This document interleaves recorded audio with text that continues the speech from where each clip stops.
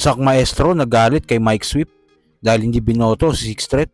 Looney hiniling na sana si Katana daw ang mag-champion sa isa buhay.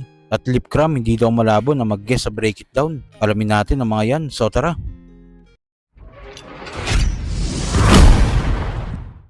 November 24, nang mangyari ang matagal nang hinihintay ng mga Battle of Fans, ang dream match ng marami na Moth vs Sixth Threat.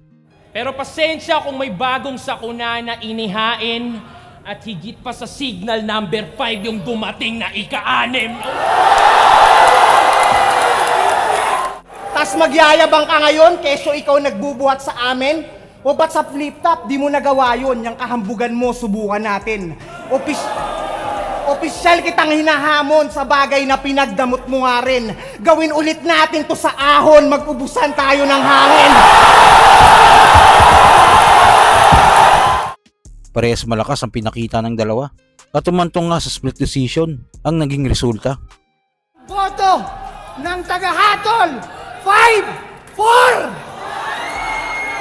Panalo si Mot!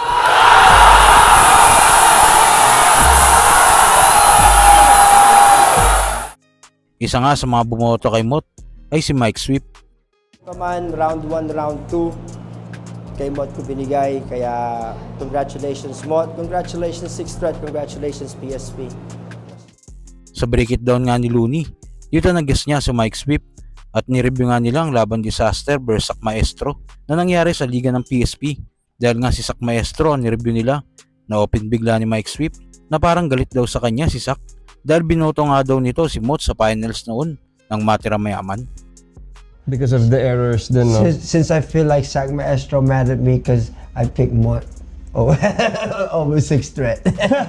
Really? Were you a judge? Were you a judge there? I'm a judge. Nag-judge ako doon eh. Pero ramdam ko lang, hindi ko alam. May mali yung pakiramdam ko na parang ramdam na may naging bias sa pag-decide na ang napili ay si Moth Sixth Threat? Sixth Threat. Ni-review ko na yun dito eh.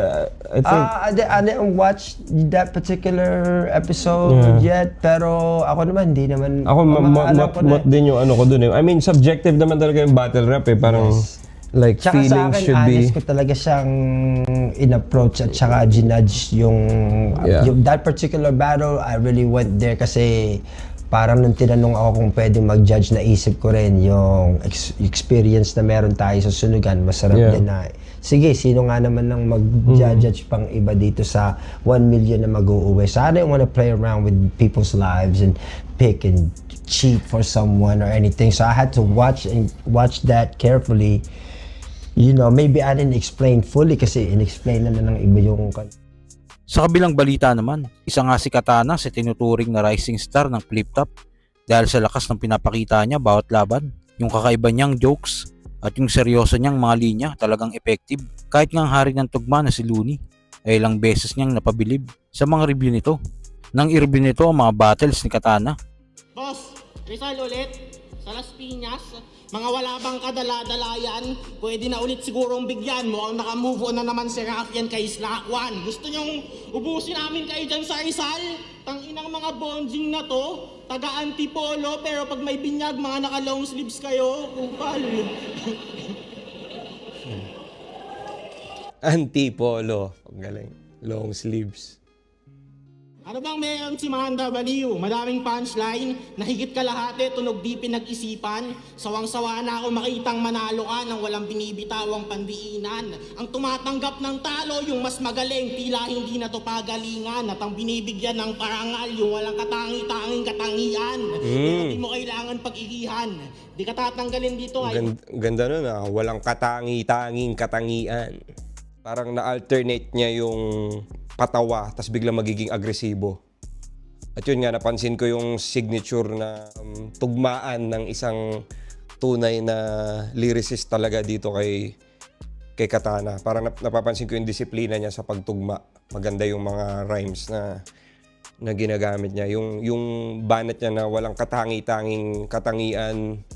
Sabihin mong pangit ka, tatawa kami. Sabihin mong pogi ka, tawa pa din kami doon.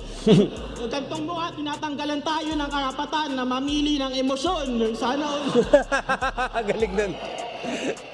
Ganitong itsura, tinitanggal tayo ng karapatan mamili ng emosyon. Kasi mapapangit o pogi, matatawa ka kung kahit ano man sabihin niya. Okay yun, ha? Okay yun. Matalinong dish yun. Sa labanan to ng estilo at patalasan, ang masama yung pagsamantala mo dito ng kababawan na yan mismo ang kasangkapan. Kaya sige magpabibo ka lang dyan habang sila'y napapangiti mo't nagagatasan. Ngunit ang hangaan sa talinong tangan-tangan, yun ang di mo mararanasan. Galing. Ang galing tumugma ni Katana. Galing nun. Consistent yun yung rhyme scheme niya dito sa last series ng mga bars na to. Jokes ng kapwa MC, di ka baliw. Ika'y walang hiya na kawatan. Kaya binagyan ka na ng katana para magpakamatay kang may dangal. Dalian mo! Dalian mo! Di ba baliw ka?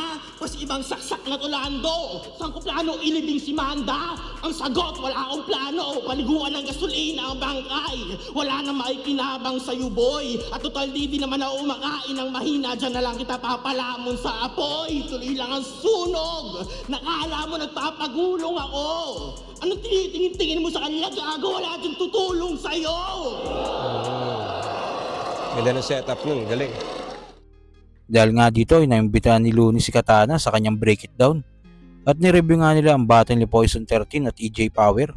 Sa pagtatapos nga ng review ng dalawa, sinabi ni Looney na sana daw mag-champion si Katana ngayon sa isa buhay dahil isa din daw siya sa humahanga sa style ngayon na pinapakita ni Katana. Maraming salamat, tol. Good luck sa isa buhay run mo. Sana ikaw mag-champion. Kuya, salamat. Isa rin ako sa mga fan mo, sa fan ng style mo.